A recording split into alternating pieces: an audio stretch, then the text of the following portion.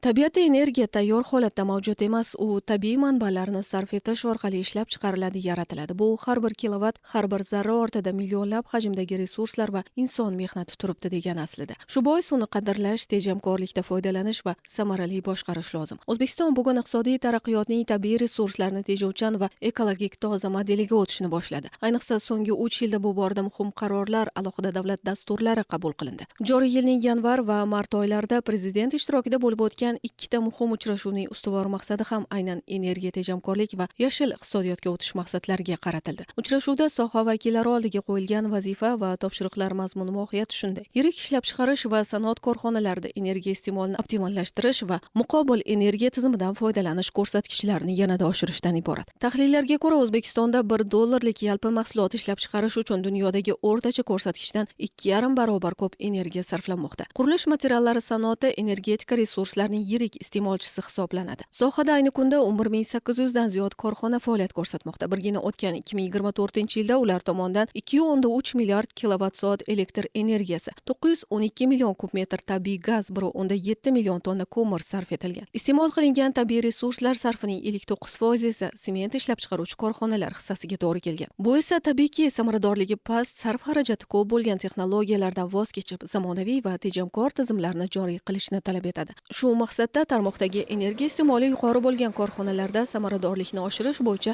energiya audit tekshiruvlari o'tkazildi. O'zsanoat qurilish bank, aksiyadorlik tijorat banki hamda O'zsanoat qurilish materiallari uyushmasi hamkorligida energiya tejamkor texnologiyalardan foydalanishni faollashtirish orqali 300 million kilovat-soat elektr quvvatini iqtisod qilish bo'yicha aniq rejalar ishlab chiqildi. Qurilish materiallari tarmog'ida energiya sarfi yuqori bo'lgan 34 ta korxonada energiya samaradorlikni oshirish maqsadida 303,7 million kilovat-soat elektr energiyasini iqtisod qilish bo'yicha chora-tadbirlar ishlab chiqildi. Jumladan, quvvati 47 megavat bo'lgan VCR tizimi orqali chiqindi issiqlik energiyasidan elektr energiyasi ishlab chiqarish evaziga 208,5 million kilovat-soat, quvvati 41,2 megavat quyosh panellarini o'rnatish natijasida esa 54,1 kilovat-soat va shuningdek tashkiliy texnik chora-tadbirlar evaziga esa 41,1 million kilovat-soat elektr energiyasi iqtisod qilinadi. Andijon viloyatidagi Reko sement sifat mas'uliyati cheklangan jamiyat ishlab chiqarish quvvatlari ham energiya audit tekshiruvlaridan so'ng iqtisodiy tejamkor va yashil texnologiyalardan foydalanishga o'tmoqda. Korxonada birinchi bosqichda 43,2 milliard so'mlik quyosh panellari o'rnatilib, 3,3 million kilovat-soat elektr energiya iqtisod qilishga erishgan. Zavodimiz sutkasiga 2,5 ming kilovat klinker ishlab chiqaradi, 3 ming tonna sement ishlab chiqaradi. Zavodimiz uchun oyiga 4 million kilovat elektr energiya ishlatardik. Yaqinda prezidentimizning topshiriqlariga asosan biz 14 gektarga 8,5 megavatlik quyosh paneli o'rnatdik. Shunda biz oyiga 2 milliard pulni tejayapmiz. Oylik elektr energiya rasxodimiz 4 milliard edi, 2 milliardga tushib qoldi. Buning asosida biz tejagan pullarimizni kelajakda o'zimiz rivojlantirish uchun, yana xalqimiz uchun arzon va sifatli sement ishlab chiqarishga harakat qilyapmiz. Loyihaning ikkinchi bosqichida korxona ishlab chiqarish liniyalarida reaktiv kondensator o'rnatish rejalashtirilgan. Ushbu texnologiya energiya xarajatlarini keskin kamaytirib, tarmoqdagi barqarorlikni oshirish va uskunalar ishlash muddatini uzaytirishga xizmat qiladi. Sement sanoatida bu yechim ayniqsa muhim, chunki zavodlarda elektr energiyasining 30-40% reaktiv quvvatga sarflanadi. Qiymati 51 million rublga baholangan ushbu loyihaning ishga tushishi natijasida korxonaning energiya samaradorligi bir necha barobarga ortishi kutilmoqda.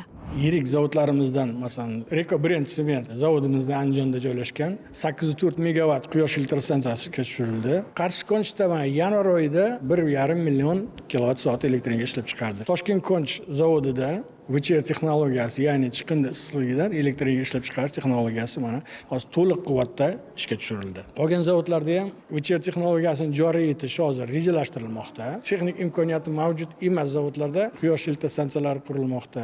Xitoyning Konch korporatsiyasi O'zbekistonning qurilish materiallari sanoatidagi strategik hamkorlardan biri. Toshkent Konch sement dunyoga mashhur ushbu brendning yurtimizda faoliyat boshlagan 3-chi yirik quvvatidir. $260 million sarmoya bilan mamlakatimiz investitsiya bozoriga kirib kelgan korxonada yiliga 2,5 million tonna 3 xil markadagi mahsulot ishlab chiqarilmoqda. Mazkur zamonaviy quvvat orqali iqtisodiyotimiz nafaqat investitsiya va eksportbop mahsulot qolaversa, xorijiy ilg'or tajriba hamda energiya tejamkor texnologiyalar bilan ham boyimoqda. Bu ayniqsa qurilish materiallari sanoati kabi ishlab chiqarishda tabiiy resurslar sarfi yuqori bo'lgan sohalar uchun yanada ahamiyatlidir.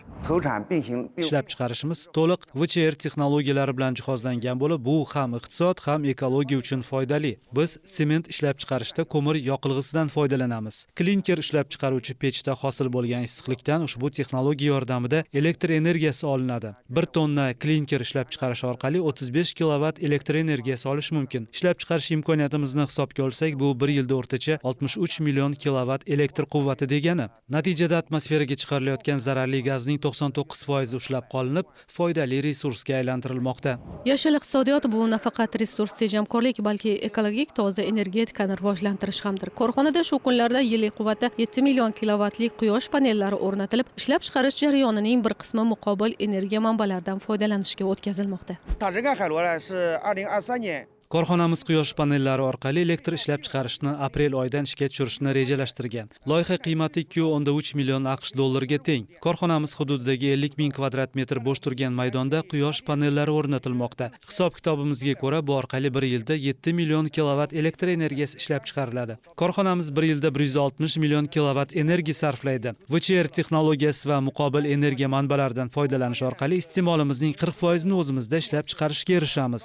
Qurilish materiallari ishlab chiqarish korxonalari zimmasidagi yana bir majburiyat atrof muhitga zararli ta'sirlarning oldini olish va yashil belbog'lar hosil qilishdagi faollik. 2025-yil bahorgi mavsumda sohadagi korxonalar tomonidan 808 gektardan ziyod maydonga 1 milliondan ortiq manzarali va mevali daraxtlardan iborat yashil makonlar yaratildi. Shuningdek, respublikamiz bo'yicha 12 ta sement ishlab chiqarish korxonalari tomonidan 10,12 ming dona chang gaz tutish uskunalari yenchali filtrlarga almashtirilib, reja qilingan ko'rsatkich 102,8% ga bajarildi. Bundan tashqari korxonalar hududida bo'lgan 10 gektar maydonga yillik quvvati 8,4 megavatlik quyosh elektr stansiyalari o'rnatilib, ishlab chiqarilgan 1,5 million kilovat muqobil energiya hisobiga 1,3 milliard so'm mablag' iqtisod qilishga erishilgan. Natijada ishlab chiqarilgan sement mahsulotining tan narxi 400 so'mgacha pasayib, 20 so'mga arzonlashgan. Bu tejamkor va yashil texnologiyalarning iqtisodiyotimizga qo'shayotgan samaradorligidir. Joriy yilda qurilish materiallari sanoatida yana yangi ishlab chiqarish quvvatlari ishga tushiriladi. Bu esa tabiiyki energiyaga bo'lgan talab yana bir necha barobarga ortadi degani. Tabiiy resurslardan samarali foydalanish va tejamkor texnologiyalarni joriy etish orqali bu ehtiyojni to'g'ri va to'liq ta'minlash mumkin. Energiya bu oddiy resurs emas, u hayotni harakatga keltiruvchi kuch, iqtisodiy taraqqiyot quvvatidir. Sanoatda tejamkorlik esa kelajak uchun investitsiya bo'lib qoladi.